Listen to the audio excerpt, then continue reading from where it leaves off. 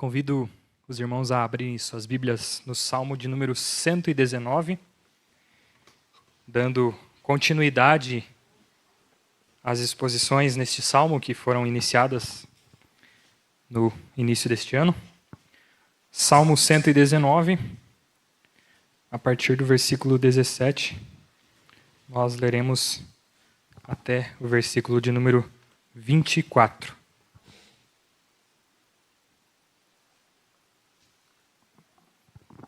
Salmo 119, do versículo 17 até o versículo 24. Assim diz a palavra do nosso Deus. Sê generoso para com o teu servo, para que eu viva e observe a tua palavra. Desvenda os meus olhos, para que eu contemple as maravilhas da tua lei. Sou peregrino na terra, não escondas de mim os teus mandamentos. Consumida está a minha alma por desejar incessantemente os teus juízos. Increpaste os soberbos, os malditos, que se desviam dos teus mandamentos. Tira de sobre mim o opróbrio e o desprezo, pois tenho guardado os teus mandamentos. Assentaram-se príncipes e falaram contra mim, mas o teu servo considerou nos teus decretos. Com efeito, os teus testemunhos são o meu prazer, são os meus conselheiros. Até aqui a leitura da palavra do Senhor. Vamos orar novamente? Senhor nosso Deus, nós lemos a tua palavra, nós cantamos louvores que bendizem a tua palavra, que bendizem ao Senhor, que falam do quanto a tua palavra é preciosa para nós, pois ela nos revela, ó Pai, a tua vontade. E essa vontade, ó Pai, essa vontade tem um propósito especial, ó Pai, para cumprir, para honrar e glorificar o teu nome. E isso se estende a nós, ó Deus, nos dando bênçãos, dádivas, nos incluindo no teu povo. E por isso nós te louvamos. Nós te bendizemos, ó Pai, porque estamos aqui reunidos para aprender mais de ti, para cultuar ao Senhor e sermos edificados pela tua palavra. E neste momento, ó Pai, o que nós te pedimos é que o Senhor fale ao nosso coração. Que o teu Santo Espírito desobstrua o nosso entendimento, tirando tudo aquilo que possa atrapalhar a nossa compreensão da tua palavra. E que o Senhor fale verdadeiramente por meio da boca do teu servo. Essa é a nossa oração, em nome de Jesus. Amém. Meus irmãos, nós vivemos num mundo marcado pelo pecado. A vida do homem é marcada, é manchada pelo pecado. E nós vemos os efeitos desse pecado de diversas formas. No nosso dia a dia, no nosso convívio com as pessoas. Esses efeitos nós podemos denominar de duas formas. Nós vemos que o pecado tem efeitos verticais, ou seja, que afetam o nosso relacionamento para com Deus. E isso é bastante notável, os efeitos mais intensos destes pecados, quando nós vemos homens que ignoram a Deus, que se rebelam até mesmo contra Deus. Por isso nós vemos tanto do ateísmo nos nossos dias, nós vemos isso em alta, mas nós vemos também efeitos do pecado de forma mais sutil, que afetam o relacionamento do homem para com Deus. Isso nós vemos esses efeitos até mesmo gerados nos crentes, que muitas vezes ignoram a vontade de Deus, que muitas vezes ignoram aquilo que o Senhor prescreveu na sua palavra e decidem viver a sua vontade, buscando cumprir os seus afazeres e tudo mais, para alcançar os seus desejos, alcançar os seus sonhos. E isso muitas vezes é feito de maneira displicente, de maneira que é ignorada a mensagem que o Senhor traz na sua palavra, a mensagem que o Senhor quer que o seu povo viva e cumpra. E por isso nós vemos diversas vezes homens de Deus até mesmo vivendo da forma que mais lhe agradam e não seguindo os parâmetros da palavra do Senhor. Mas nós também podemos ver efeitos do pecado do homem de forma horizontal, ou seja, que afetam o relacionamento dos homens para com os outros homens. Isso nós vemos também de maneira mais enfática e de maneira mais sutil. De maneira mais enfática é bastante fácil da gente perceber. Quando a gente olha para o noticiário, no jornal, na TV, na internet, e a gente vê tanta coisa que entristece o nosso coração, como a violência, assaltos, roubos, assassinatos, enfim, tantas coisas do homem agindo contra o homem. Isso não é outra coisa senão consequência do pecado, fruto daquilo que o pecado gerou no homem. No entanto, nós também podemos ver esses efeitos do pecado de maneira mais sutil, sorrateira, quando nós vemos alguém contando uma mentirinha, quando vemos alguém sendo desonesto, quando nós vemos alguém preguiçoso, ou até mesmo a fofoca, que às vezes até mesmo na igreja vem disfarçada como pedido de oração. Às vezes, não sei se você já percebeu isso, uma pessoa chega para outra, eu queria compartilhar um motivo de oração com você, e na verdade o que ela quer fazer é fazer fofoca. Isso é uma maneira talvez mais sutil da gente perceber o pecado, e muitas vezes a gente não trata o pecado como ele deve ser tratado, com desprezo, com, enfim, se afastando ao máximo. E nós vemos tantas e tantas formas, como egoísmo, orgulho e tantas outras formas. O fato é, o homem é marcado pelo pecado. E o pecado ainda está presente neste mundo, e nós temos que lutar contra ele todos os dias. Mas essa nossa luta contra o pecado não é firmada nos nossos méritos ou na nossa própria força, mas sim naquilo que o Senhor revela na sua palavra, que é na força de Cristo. A obra de Cristo é a única que nos dá força suficiente para que nós possamos vencer na nossa luta contra o pecado. E isso só é revelado aqui, na palavra do Senhor. Por isso nós veremos hoje, nesse trecho do Salmo 119, que fala sobre uma vida, ou como nós vivermos centrados na palavra de Deus. Entendendo as dificuldades que são, a dificuldade que é viver num mundo que não somente se opõe à fé, ou seja, que ignora aquilo que o Senhor diz na sua palavra, mas que também conspira contra ela. Quantas vezes nós sofremos ataques de maneira mais enfática, mais intensa, ou também de maneira mais sutil, por conta da nossa fé. E essa passagem, então, que nós lemos, ela vem nos ensinar a como viver nesse mundo caído, corrompido pelo pecado. Essa passagem nos mostra que a palavra de Deus, devidamente entendida, compreendida e obedecida de forma consistente, ela traz conforto e orientação nas dificuldades da nossa vida. Por isso, o tema dessa mensagem é vivendo centrado na palavra de Deus. Vivendo centrado na palavra de Deus. E a pergunta então é, como então viver centrado na palavra de Deus? Este salmo nos apresenta pelo menos duas grandes razões de como nós vivermos centrados na palavra de Deus. E a primeira delas é desejando a palavra.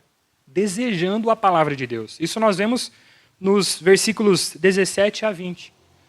Aqui nós vemos que o salmista faz vários pedidos a Deus e também faz algumas afirmações. No entanto, o que é mais enfático do salmista são os seus pedidos. O seu desejo pela palavra de Deus. Olhe para o versículo 17. Ele diz assim: "Sê generoso para com o teu servo, para que eu viva e observe a tua palavra." Aqui, o salmista pede a Deus para que Deus o capacite a viver para então obedecer a palavra de Deus. Ele pede que Deus lhe dê vida e condições para viver em obediência à sua palavra. Isso nos chama a atenção para entender que a vida centrada na palavra de Deus é uma vida de prática da palavra de Deus. E é interessante que o autor, ele se refere, quando ele refere-se a si mesmo, ele diz o teu servo. Ele entende que ele é um servo do Senhor, ou seja, ele está a serviço do rei. Diante disso, então, ele se mostra ansioso, desejoso por ter vida, por cumprir, por ser obediente a essa palavra. E é interessante que esse pedido do salmista vem acompanhado desse desejo por observar, que ele quer dizer que ele quer uma iluminação divina para compreender aquilo que o Senhor revela a ele, mas que ele quer ser obediente de forma bastante intensa, enfática. Seu desejo é ser obediente ao Senhor. E ele entende que a única forma de vida verdadeira neste mundo é aquela vida que é centrada em obedecer à palavra de Deus, em cumprir aquilo que o Senhor revela na sua palavra. Tanto que quando ele diz, para que eu viva e observe a tua lei, é como se ele estivesse dizendo assim, dá-me a verdadeira vida e então eu guardarei ou obedecerei diligentemente a tua palavra enquanto eu viver. No versículo 18, ele ainda expressa esse desejo pela palavra. Ele diz, desvenda os meus olhos para que eu contemple as maravilhas da tua lei. Aqui o salmista pede para que Deus remova aquela cobertura, aquilo que atrapalha os seus olhos de compreender mensagens reveladas na própria palavra de Deus. Nós vemos que muitos ensinos nas Escrituras são muito claros acerca de algumas situações. Mas também há ensinos que muitas vezes não são tão fáceis de compreender. Muitas vezes nós lemos, relemos, olhamos para outras traduções e ainda assim parece que são obscuros a nós. E é diante disso que o salmista então pede para que Deus o capacite, para que Deus tire as escamas dos seus olhos, para que ele possa contemplar não somente aquilo que está na palavra, mas é interessante que ele diz, para que eu contemple as maravilhas da tua lei. Ou seja, aquilo que é mais belo, mais profundo, mais intenso, que o Senhor revela na sua palavra. O salmista expressa esse desejo pela palavra do Senhor. E aqui ele traz esse pedido, trazendo a compreensão de que, ou desejando a compreensão daquilo que está além das suas capacidades. E esse pedido dele vem acompanhado desse pedido por iluminação divina para compreender plenamente qual é a vontade do Senhor ou os caminhos que o Senhor tem, especialmente diante das tensões que ele tem vivido. Nós veremos na sequência do texto que o salmista está angustiado porque muitos têm agido contra ele. E ele deseja então saber como viver, como responder a esses ataques, entendendo que ele é um servo do Senhor, entendendo que ele tem acesso à palavra do Senhor e quer compreender aquilo que o Senhor quer para a sua vida, para viver em obediência à palavra de Deus. Então, diante disso, ele fala, desvenda os meus olhos para que eu contemple aquilo que é mais belo da tua palavra. E aí é interessante que nós olhamos a sequência do texto. No versículo 19, o salmista expressa mais uma vez esse desejo pela palavra, pedindo para que Deus não esconda dele os seus mandamentos. Mas é interessante que o salmista diz no início do versículo 19, sou peregrino na terra. E essa expressão traz um sentido bastante profundo. É como se o salmista dissesse assim, Senhor, eu tenho pouco tempo aqui. Eu sei que a minha vida é passageira.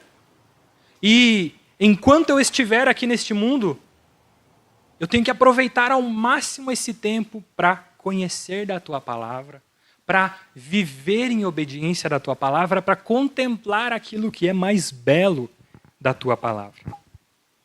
Só que ele entende que diante disso ele precisa da iluminação do Senhor.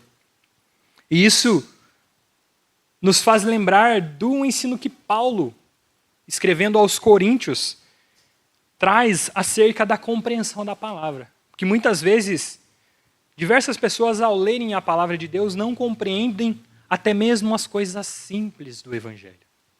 Porque isso só pode ser compreendido por meio da iluminação do Senhor, do seu Santo Espírito.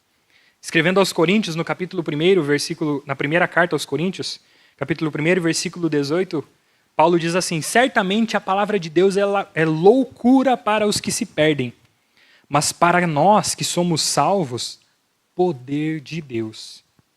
Seguindo no capítulo 4, ele diz assim: a minha palavra, se dirigindo àquilo que ele tinha pregado aos coríntios, ele diz: a minha palavra e a minha pregação não consistiram em linguagem persuasiva de sabedoria, ou seja, não foram belos discursos, não era isso que eu queria trazer para vocês, mas em demonstração do Espírito e de poder, para que a vossa fé não se apoiasse em sabedoria humana, e sim no poder de Deus. Mas falamos a sabedoria de Deus em mistério, outrora oculta, a qual Deus pré-ordenou desde a eternidade para a sua glória. A palavra de Deus muitas vezes se expressa assim, oculta, difícil de ser compreendida. Ou nós, às vezes, não conseguimos compreender por conta de o Espírito não abrir ainda os nossos olhos. E a sequência do texto lá do ensino de Paulo, ele diz assim: mas essa palavra que foi outrora oculta, ele diz, mas Deus nos revelou pelo Espírito, porque o Espírito a todas as coisas perscruta, até mesmo as profundezas de Deus. E ele diz, ora, o homem natural, ou seja, o homem terreno, o homem que não é habitação do Espírito de Deus, ele não aceita as coisas do Espírito de Deus, porque eles são loucura, e não pode entendê-las, porque elas se discernem espiritualmente. Nós vemos o salmista lá atrás, muito tempo antes de Paulo, clamando a Deus: Senhor, desvenda os meus olhos para que eu contemple a tua palavra, para que eu viva segundo a tua palavra. Não escondas de mim, eu tenho pouco tempo neste mundo e eu quero viver em obediência à tua palavra. E aqui, quando nós vemos isso, quando o salmista diz que a sua alma está consumida, lá no versículo 20, ele diz: consumida está a minha alma por desejar incessantemente os teus juízos. Aqui ele traz uma afirmação. Antes ele faz esses 3 pedidos, clamando a Deus, desejando a Deus pela sua palavra. E aqui ele faz uma afirmação dizendo: a minha alma está como que esmagada por desejar a tua palavra, por desejar incessantemente os teus juízos, ou seja, por todo o tempo, o que eu mais desejo é a tua palavra. E diante disso, a pergunta que nós podemos nos fazer é: quanto nós nos assemelhamos com esse salmista? O quanto nós desejamos a palavra do Senhor? O pastor tem feito aqui semanalmente, eu lembro que eu vejo sempre as suas postagens e tem falado disso, de um desafio que ele tem feito a que nós leiamos a palavra de Deus. Lembra que o pastor sempre posta lá: você já leu a sua Bíblia hoje? Será que nós temos esse desejo pela palavra? E aqui eu faço algumas perguntas. O quanto você tem desejado a palavra de Deus? Ou, quando foi a última vez que você abriu a sua Bíblia? Ou, você tem uma Bíblia física, pensando que hoje nós vivemos em meios digitais, onde a gente pode ter no celular e tudo mais, a gente fala, é mais fácil. Até para a igreja não precisa eu levar um negocinho desse tamanho aqui, é mais fácil eu levar o meu celular, que já vai no meu bolso mesmo. Só que nós olhamos para o nosso dia a dia muitas vezes e percebemos que passamos mais tempo olhando Reels, olhando mensagens de WhatsApp, olhando vídeos no YouTube e tudo mais. E às vezes sequer nós temos o aplicativo da Bíblia no nosso celular. Sequer nós aproveitamos dessa tecnologia. Será que é possível nós compararmos a nossa vida, o nosso desejo ao desejo do salmista, de desejar incessantemente a palavra de Deus, todos os dias da sua vida, entendendo que o seu tempo aqui neste mundo é curto, é passageiro? Eu olho para a minha vida, tenho 20 e poucos anos, e para alguns isso pode ser pouco tempo de vida, para outros pode ser um pouco mais, mas o que eu quero dizer é que eu olho para trás e vejo que parece que muitas coisas foram vividas. No entanto, ao mesmo tempo eu olho e falo: nossa, como o tempo passou rápido. E a gente olha assim, nossa, já tem um quarto de século. Nós vimos aqui, semana passada, nossa irmã comemorando aqui 100 anos de vida. É muito tempo. E louvado seja Deus por isso, por ter concedido vida e graça, saúde e tudo mais. Mas 100 anos são tão pouco considerados a eternidade. São tão pouco considerados aquilo que o Senhor revela na sua palavra, que é o desejo mais incessante que nós deveríamos ter. Viver para o Senhor. Será que nós temos desejado essa palavra? Dessa forma? Entendendo que as coisas deste mundo são temporárias, são passageiras, como a nossa vida aqui. Mas aquilo que o Senhor nos mostra acerca da eternidade, daquilo que o Senhor revela unicamente por meio da sua palavra, será que isso é algo que nós desejamos incessantemente? Você pode dizer como o salmista, a minha alma está como que esmagada por tanto desejar a tua palavra? Nós precisamos rever as nossas prioridades, rever o que é de grande valor em nossa vida. Avaliar aquilo que realmente é importante para nós. O que mais toma o nosso tempo do nosso dia a dia? Sem dúvidas, aquilo que nós mais gastamos tempo é o que mais importa para o nosso coração. E será que esse tempo tem sido dedicado a conhecer mais da palavra do Senhor? Reflita sobre isso, pense sobre isso. Entendendo aqui o nosso tema, como viver centrado na palavra de Deus. Em primeiro lugar, então, desejando por esta palavra. Nós precisamos desejar, ansiar incessantemente pela palavra do Senhor. Mas em segundo lugar, nós podemos viver centrados na palavra de Deus quando nós nos deleitamos nessa palavra, quando nós encontramos nela prazer.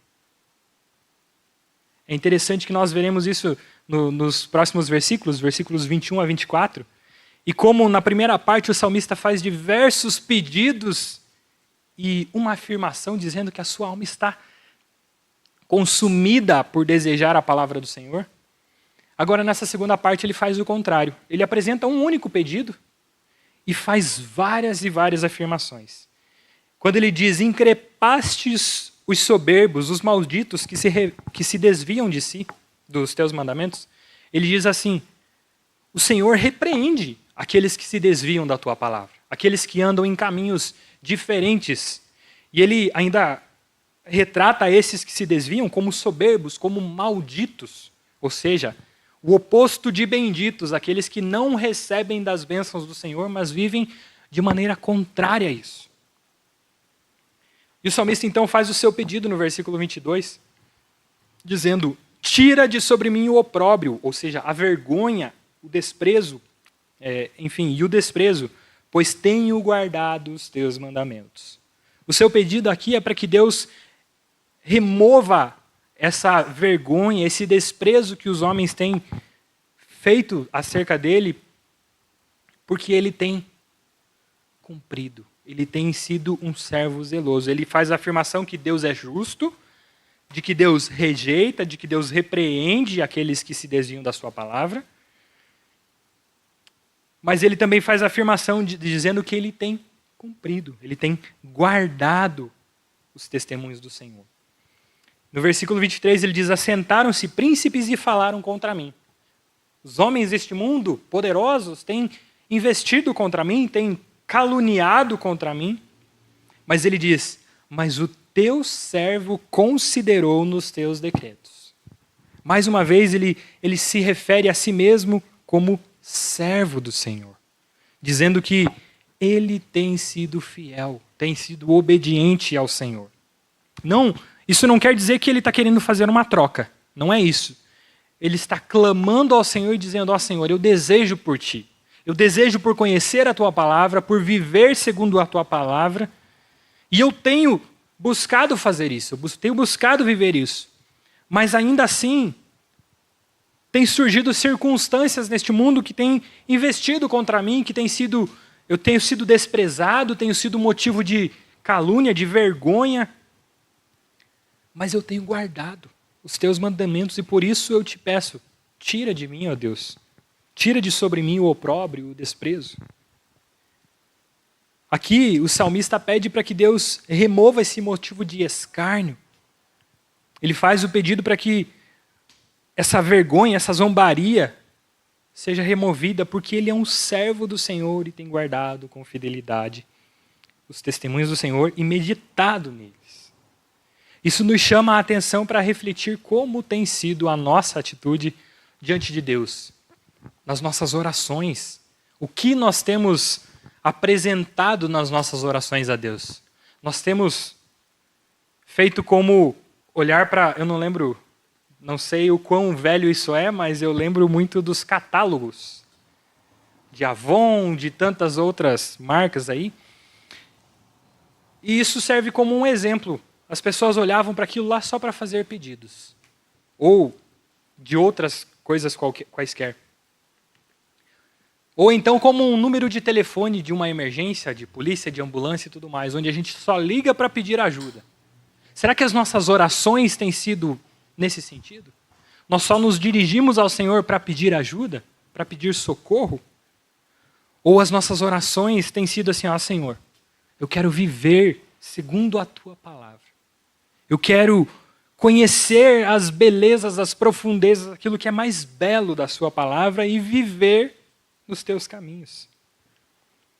Ou nós temos orado assim, Senhor, dá-me um bom emprego. Senhor, dá-me uma família abençoada. Senhor, me dá um bom carro. Enfim, todas essas coisas são coisas boas que Deus nos dá, Deus nos concede até mesmo nessa vida. No entanto, essas coisas muitas vezes têm sido a nossa prioridade. E não o Senhor. Não viver em conformidade com a palavra do Senhor. Nós precisamos refletir sobre isso. Mas o que mais me chama aqui na atenção nesse texto é o que o salmista diz no versículo 24. A sua última afirmação é uma afirmação belíssima. Ele diz, com efeito os teus testemunhos são o meu prazer, são os meus conselheiros. Diante da situação que ele está vivendo, sendo motivo de vergonha, de zombaria, de escárnio, ele diz, essas coisas são difíceis. E eu tenho buscado no Senhor auxílio, proteção, enfim. Mas eu tenho buscado conhecer mais de Ti para viver em obediência à Tua palavra. Só que diante de tudo isso, eu tenho observado que a Tua palavra é o meu prazer, é aquilo que me traz alegria, descanso. A Tua palavra é aquilo que me aconselha, que dirige, que me orienta a minha vida. O salmista aqui estava sendo perseguido e desprezado, mas mesmo assim desejava incessantemente a palavra de Deus. Ele aguardava e encontrava prazer nela. Isso me faz relembrar das palavras do Senhor Jesus na sua oração sacerdotal, registrada lá em João 17, quando ele está orando ao Deus Pai em favor dos seus servos, dos seus discípulos, dos seus filhos aqui neste mundo. Ele diz assim, eu lhes tenho dado a tua palavra e o mundo os odiou, porque eles não são do mundo, como eu também não sou. Não peço que os tires do mundo, e sim que os guardes do mal. Eles não são do mundo, como eu também não sou. Santifica-os na verdade. A tua palavra é a verdade. O que eu quero trazer com isso? O que o Senhor Jesus está trazendo lá na sua oração, no conteúdo da sua oração diante de Deus, em favor de nós, é aquilo que é muito semelhante à situação do salmista aqui. Ele fala que nós não somos deste mundo. Nós estamos aqui como peregrinos, passageiros. E o pouco tempo que nós temos aqui é para nós vivermos aquilo que Ele pede ao Senhor. Ele pede a Deus que não nos tire daqui, mas que nos guarde do mal, que nos guarde dessas investidas contra nós, efeitos do pecado. Mas também Ele pede para que Deus nos santifique. na verdade, na palavra do Senhor. Isso nos deve conduzir a compreender melhor o que Cristo fez por nós. Compreender que a oração de Jesus em favor de nós é para que Deus nos guarde e que Deus nos santifique. Isso deve chamar a nossa atenção para o que nós temos priorizado. Se são as coisas deste mundo, como eu disse anteriormente, os nossos afazeres para satisfazer os nossos desejos, ou se nós temos dado verdadeiramente o valor que a palavra do Senhor é digna de ter. A obra de Cristo por nós não foi em vão. Não foi para nos dar um bom carro, para nos dar uma boa saúde, para nos dar uma boa família, um bom emprego. Isso é consequência, isso é bênção do Senhor. Mas o propósito de Cristo se entregar, morrer por nós, não é esse. O propósito é glorificar ao Pai e também nos dar vida. Nos garantir uma novidade de vida. Nos garantir que quando a nossa vida aqui neste mundo se encerrar, não será o fim, e sim somente o começo de uma vida eterna, plena, onde 100 anos, 1000 anos serão migalhas, serão muito pouco. E lá nós não veremos os efeitos do pecado, sequer a presença do pecado. Lá nós viveremos de maneira plena, perfeita, seguindo a vontade do Senhor. Diante disso, nós precisamos avaliar a nossa vida. Qual tem sido o nosso maior desejo? Este salmo, o maior salmo das Escrituras, 176 versículos, e a cada versículo ele enfatiza um ponto importante e valioso da palavra de Deus. E ele a chama de diversas formas: estatutos, testemunhos, palavra, mandamentos, decretos, enfim, tantas formas para nos conduzir o quanto a palavra do Senhor é rica e fala do propósito que o Senhor tem para nós.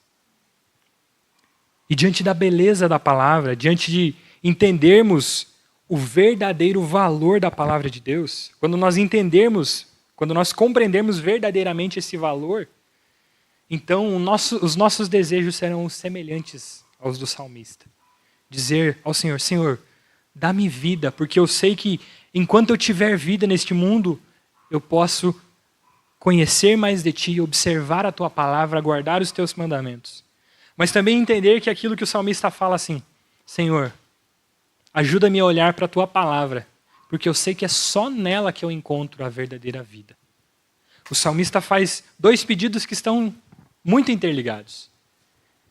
Ou 2 afirmações. Ele reconhece que se Deus der vida para ele, essa vida deve ser vivida conforme a palavra de Deus.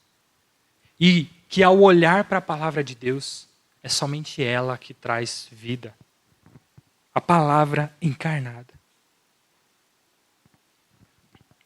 Por isso, meus irmãos, compreendendo o verdadeiro sentido da palavra, nós poderemos então desejar como o salmista. Entender que o pouco tempo que nós temos aqui neste mundo tem o propósito de que nós vivamos para conhecer e obedecer à palavra de Deus. E também reconhecer que a única vida verdadeira só pode ser encontrada na palavra de Deus. Quando isso tudo fizer sentido para nós, então, nós verdadeiramente desejaremos como este salmista. Que o Senhor nos abençoe nisso. Isso não deve trazer dor ou tristeza no nosso coração, mas deve trazer mais motivação para olhar mais profundamente, mais intensamente para a palavra de Deus e desejar ansiosamente por esta palavra. Concluindo aqui, meus irmãos, neste salmo nós vemos então que o salmista enfatiza a importância dessa palavra, a importância da palavra de Deus diante das dificuldades do mundo.